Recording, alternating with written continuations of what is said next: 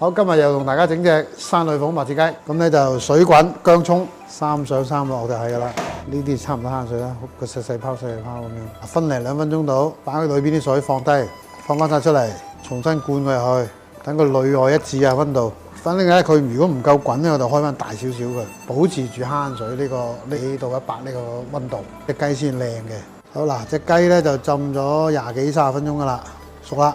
咁咧就放翻落你煲冰水度，嗰度冰水咧係用雞殼同埋牛大力熬過嘅，加埋啲鹽調味料，加埋啲一定要夠凍啊！如果唔凍咧，呢啲皮唔爽噶。呢度浸咧大概浸半個鐘頭到啦，咁咧等佢索咗啲汁。隻雞咧就浸咗半個鐘有多噶啦，咁咧就撈起佢，可以斬噶啦。